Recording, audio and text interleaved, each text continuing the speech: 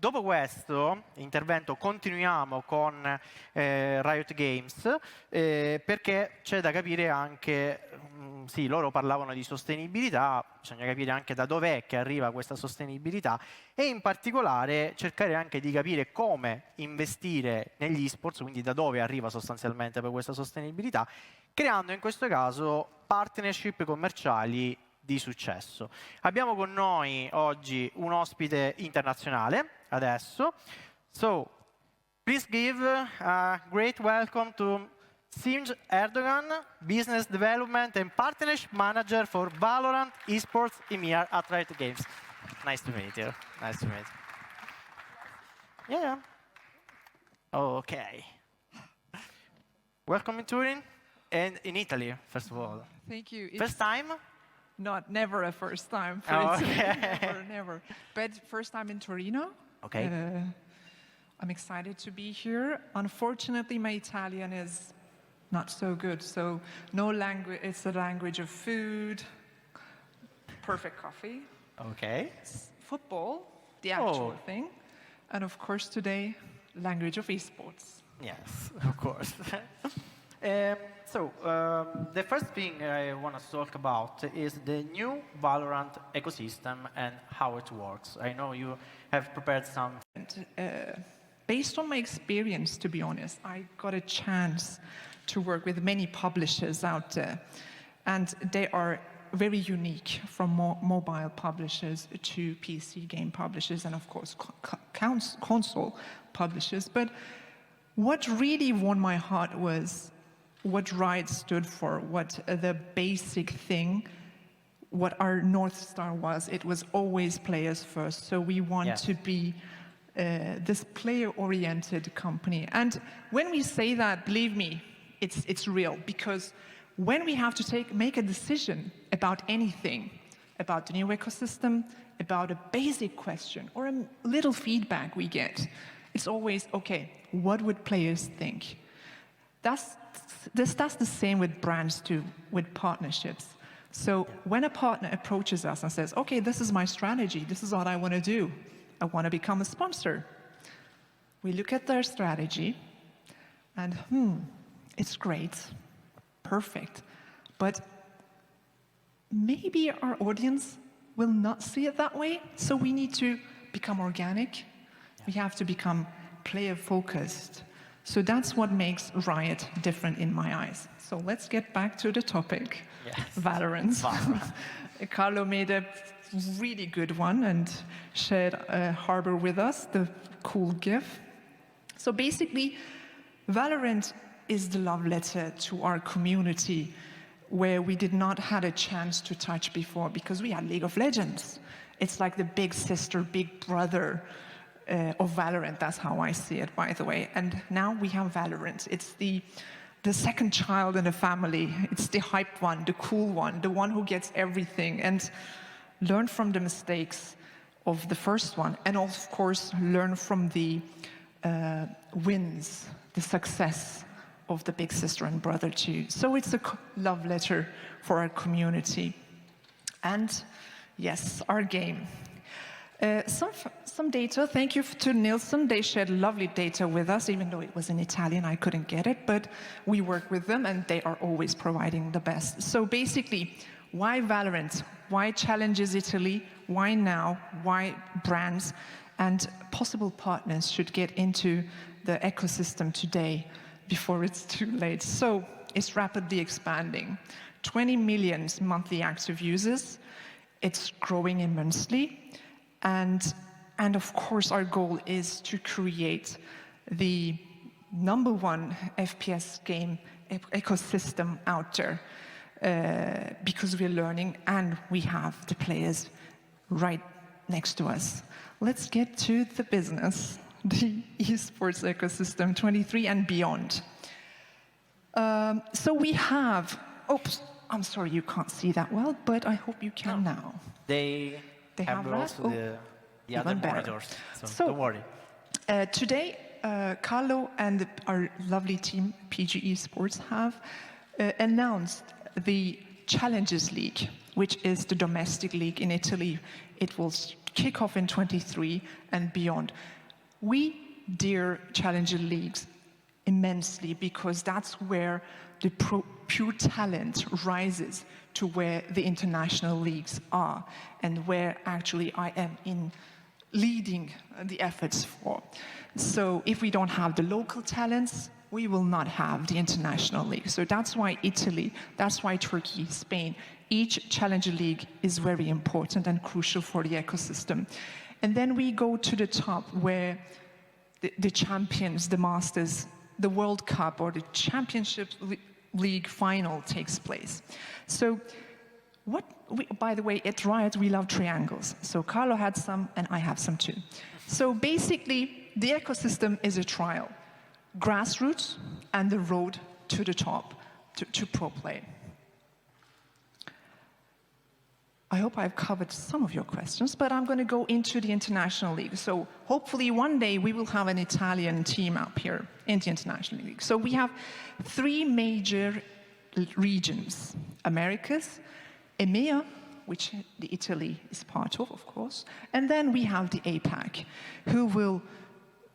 which will have 10 teams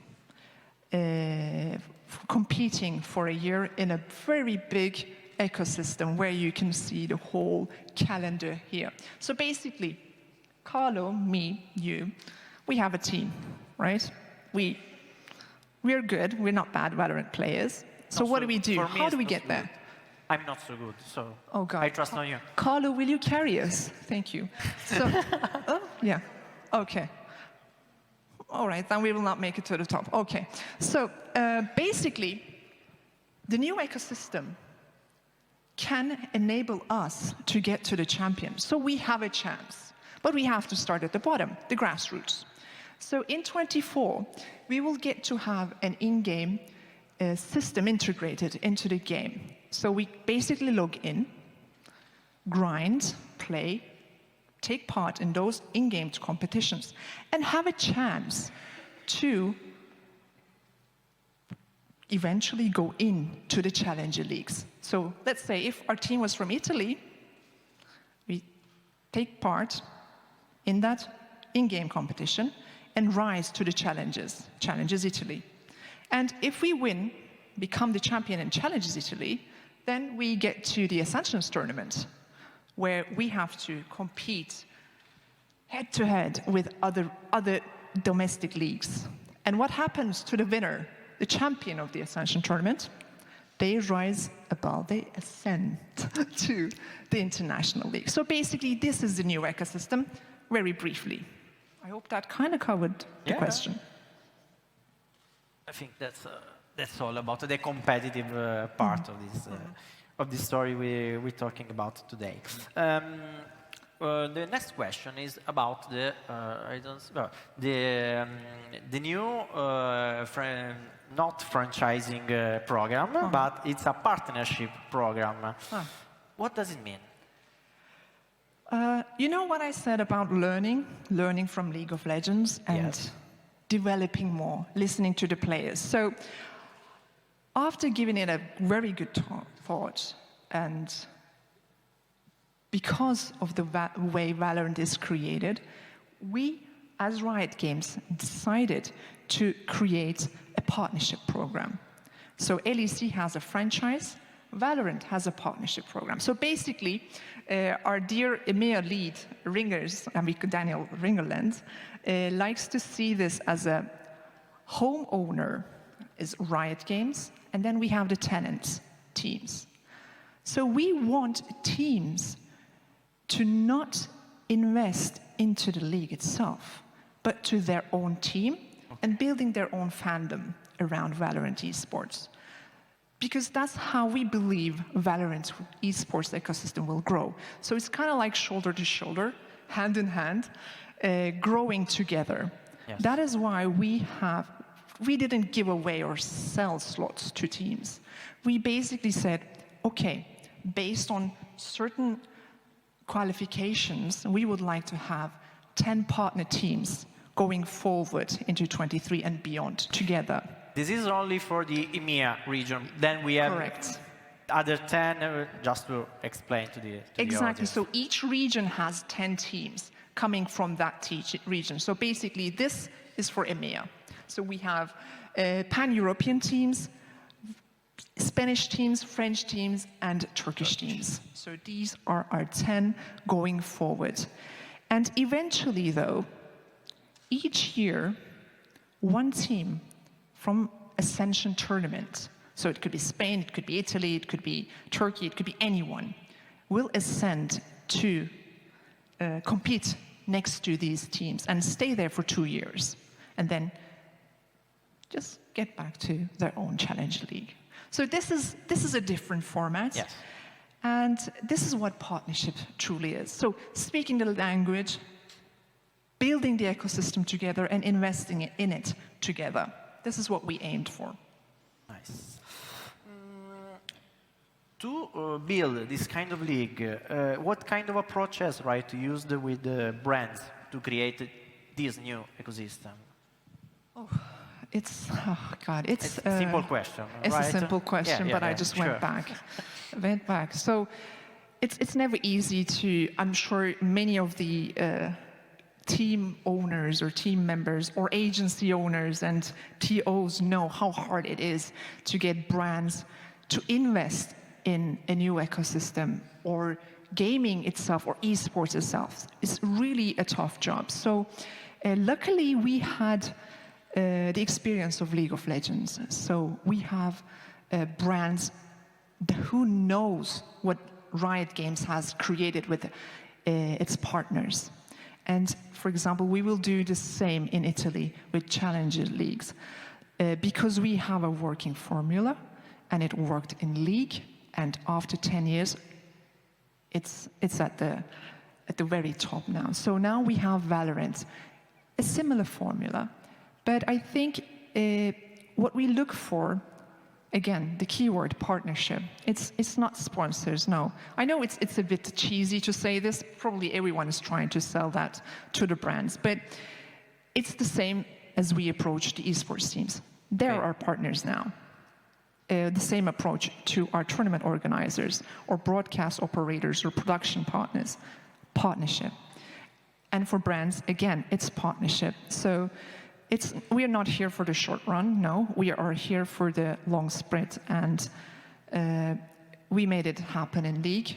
We got the Louis Vuittons, we got the Mercedes-Benz, we had SAP, Spotify. We have the top of the Tiffany & Co. right now. So we have the biggest brands in the business for League of Legends, and now slowly brands are discovering that Valorant is the other opportunity, where I like to say, oops, they haven't got Valorant, they haven't got their hands on Valorant now, so it's empty, and now they're slowly evaluating the opportunity and coming in for Valorant. So long-term partnership, a growing ecosystem where teams and partners unite to build something greater, and of course our ambition and our humble approach to build this ecosystem and make this a game #1 in the world, hopefully. But it's a long road. Yeah, talking about the long road, how challenging is it for Riot Games, this kind of model? I mean, do you expect a result in the short term, in the long term? What kind of model are you aiming at? I think working at Riot, I don't think we can see the future, but because we're passionate about what we do, we can feel it. It's not a short term for sure. I don't know if we will be break even next year. We know we won't be. But again, we are investing into it. We are investing our time, our resources, our energy, our passion, everything into Valorant. And it's not going to happen overnight. It's not going to happen this year. But we will always try to deliver and over-deliver to our players, our partners, and grow it together. So we have a long road ahead of us. Because when it's the world's time, some of you may be watching or aware of it. And when I see the partnerships there, for example, the Tiffany & Co. trophy, or the MasterCard event in New York.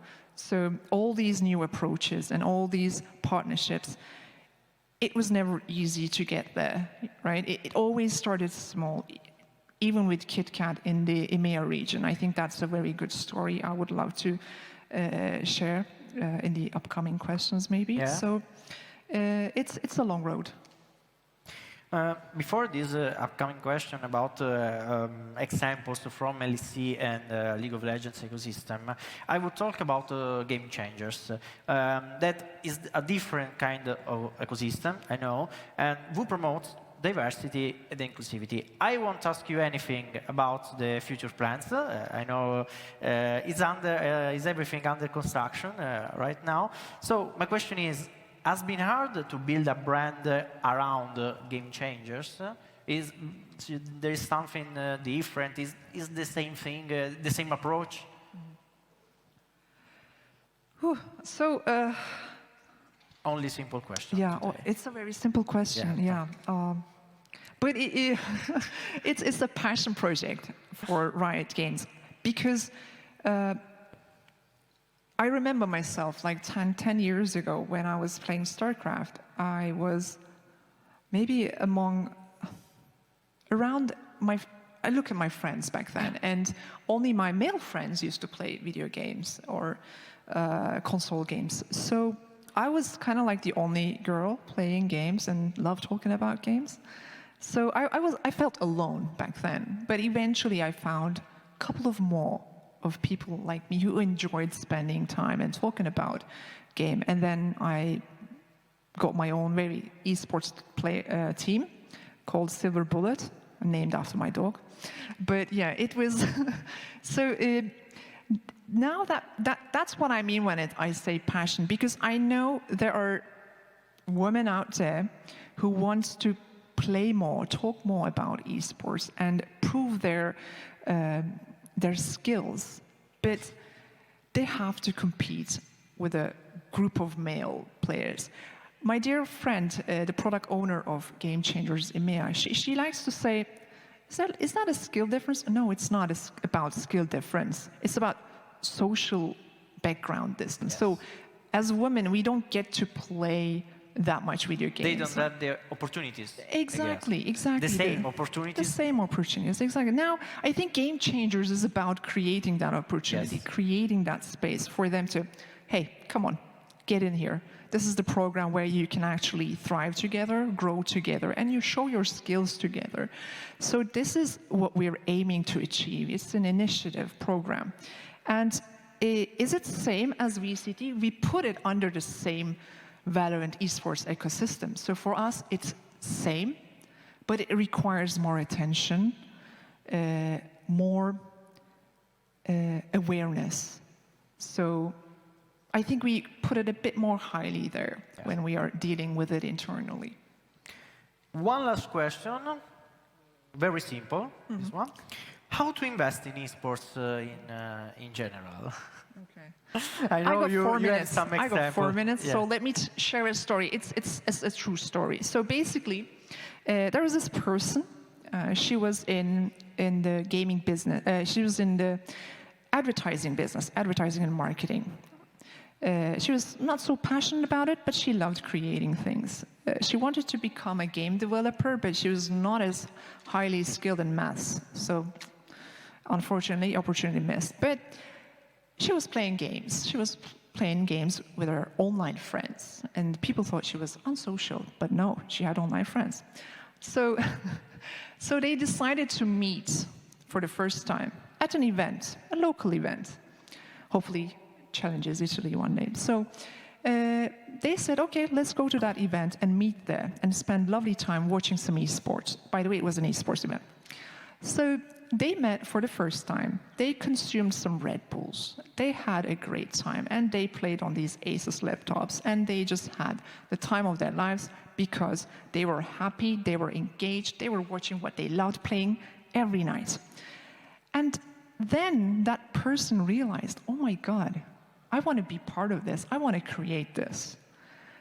And it was a Red Bull event, by the way, and I was having some Red Bulls. That's when I realized, okay, this is what I want to do.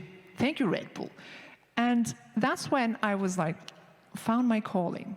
And that's when I realized, okay, Red Bull can get me there.